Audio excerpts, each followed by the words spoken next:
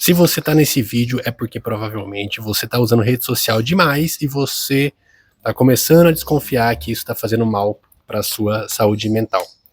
Que a rede social em excesso principalmente faz mal, já é sabido há algum tempo, porém muitas pessoas não têm acesso a esse conhecimento e só vão buscar esse tipo de informação no momento que elas já estão chegando no limite do sofrimento.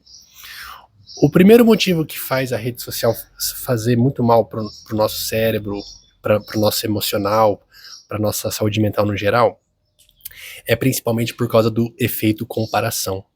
Imagina você lá, você está no seu Instagram ali, né, rodando o seu feed, e aí em 5 minutos você vê cerca de 20 influenciadores diferentes com vidas idealizadas. Um desses influenciadores está lá na Maldivas, numa cabaninha em cima de um mar azul que parece um diamante.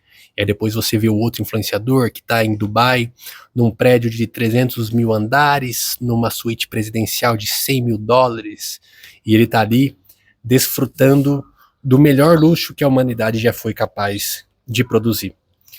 O nosso cérebro, quando ele vê isso, nosso cérebro ele é muito bom em fazer comparação, ele está o tempo todo num processo de julgamento e comparação.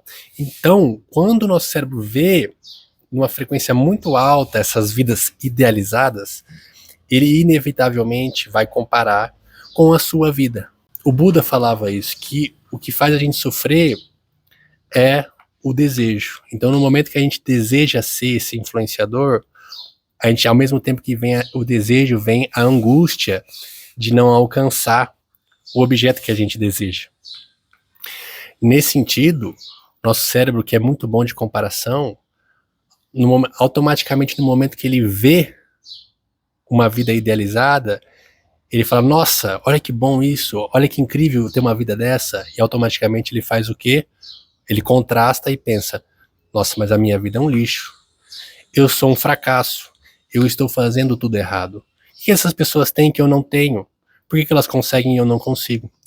E o que a rede social faz? Ela pega e junta um monte de conteúdos de vidas extraordinárias e idealizadas, elas condensam tudo numa coisa só, e você vê tudo isso e você tem a percepção de que todo mundo está vivendo uma vida perfeita e só você não. Essa comparação inevitável que o nosso cérebro faz a gente ter a sensação de que a regra é uma vida extraordinária e que a exceção é uma vida fracassada, que no caso é a nossa, que no caso é uma vida real, é uma vida comum.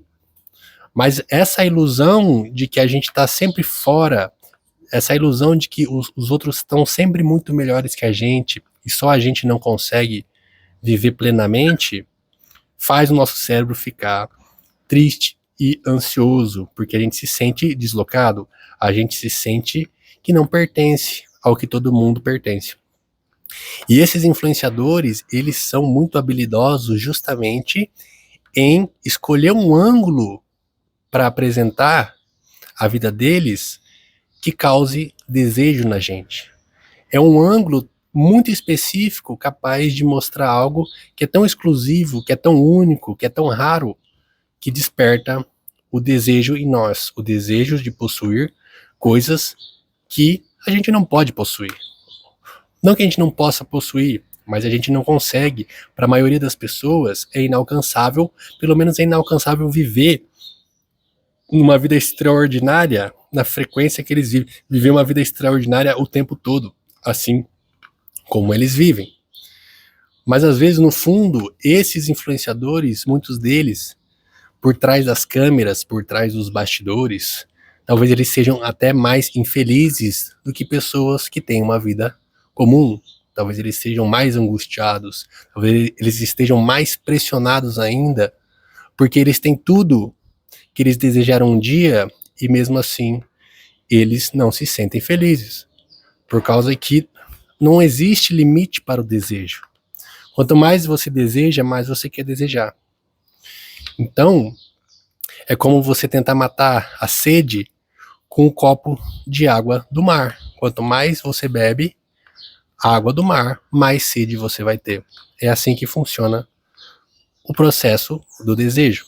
Agora, de uma perspectiva neurobiológica, que eu vou falar a partir desse livro aqui, esse livro aqui fala sobre como que a vida moderna que nós vivemos hoje, ela, por ser uma vida de altos estímulos de prazer, faz com que a gente se sinta cada vez mais triste, cada vez mais insatisfeito. Porque como que funciona o algoritmo da rede social? O algoritmo da rede social, os caras que projetaram esses algoritmos, eles são engenheiros que são profundos conhecedores do comportamento humano e do processo atencional do nosso cérebro. Esses caras desenvolveram um algoritmo que tem exclusivamente o objetivo de sugar a nossa atenção a qualquer custo. Nem que para isso eles precisem destruir a nossa saúde mental. Porque qual que é o negócio da rede social? Como que ela ganha dinheiro? Ela suga a sua atenção e nesse processo que você está ali envolvido, a sua atenção está envolvida, você está engajado, você está atento à tela, eles vão passar entre um conteúdo e outro anúncios, espaços publicitários que eles vão vender esses espaços publicitários. Então o algoritmo ele serve exclusivamente para sugar a sua atenção. Porém, no longo prazo, esses estímulos intensos o tempo todo eles estressam o nosso sistema de atenção. A nossa capacidade de ver prazer no mundo depois, ela fica limitada. Porque o nosso cérebro ele foi desenvolvido num contexto em que ele está sempre procurando novidades. E qual que é o algoritmo, principalmente do Reels, do TikTok, do Shorts, que é o que? Aquela rolagem automática, né? Que é o autoplay. É um vídeo em looping, que quando ele acaba ele começa de novo, ou você passa para o próximo, e é uma esteira infinita de conteúdo. E o nosso cérebro, como ele é obcecado por novidade, ele fica preso àquele autoplay, ele fica fissurado naqueles vídeos infinitos, por causa que no momento que você desliga uma rede social, quando você fecha ela, você está abrindo mão de ver o próximo. E essa sensação de que você está perdendo algo, que você está perdendo algo novo que estava prestes a acontecer, é muito difícil para o nosso cérebro. O nosso cérebro quer ver a próxima parte, ele quer ver o próximo, ele quer ver o novo. Por exemplo, você gosta de assistir 2 vezes o mesmo filme? Provavelmente não. A gente não tem a mesma euforia, não tem a mesma excitação de ver um filme que a gente já acabou de ver, por causa que o efeito novidade passou. Então, tudo isso, a rede social ela foi planejada de uma maneira que é justamente para te manter ali engajado, conectado, para você não tirar os olhos da tela. E isso, no longo prazo, esses estímulos muito fortes para o seu cérebro, ao longo do tempo, durante muitas horas do dia, fazem o nosso cérebro ficar desacostumado com a vida real. E como que é a rotina de um cérebro saudável? Um cérebro saudável é um cérebro que está acostumado com a monotonia. A monotonia do quê? De você estudar nos mesmos horários, de você trabalhar no mesmo horário, de você fazer o exercício físico, de você comer basicamente as mesmas comidas, de você sair basicamente com os mesmos amigos. Essa monotonia é o que faz o nosso cérebro ficar saudável, que faz o nosso cérebro ficar sintonizado com uma realidade que faz sentido. A rede social cria uma bolha artificial de novidade e de estímulos tão extrema que o nosso cérebro fica perdido. Então, depois que você passa ali 4 horas seguidas consumindo conteúdo obsessivamente, você desliga aquilo, você olha para a realidade, você não vê mais graça na realidade. A realidade não é mais tão interessante. As coisas não acontecem de uma maneira tão frenética, as coisas não são novas. Quando você precisa estudar alguma coisa, você olha para aquele monte de coisa escrita e aquilo ali é chato demais, é tedioso demais comparado a você rolar o Reels durante horas.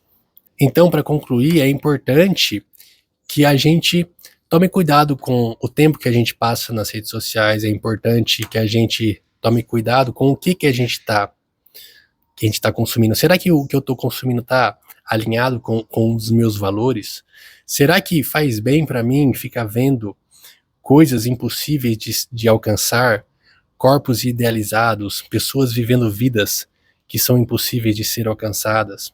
Tudo isso, esse filtro de conteúdo, você saber o que você está vendo, assim como a gente tem que escolher qual que é o alimento que a gente ingere, a gente tem que escolher qual que é o conteúdo que a gente ingere através dos nossos olhos, através dos nossos ouvidos, porque isso de alguma maneira vai nutrir os nossos pensamentos, vai nutrir a nossa visão de mundo. Será que esse conteúdo está me nutrindo intelectualmente? Será que ele está me nutrindo emocionalmente?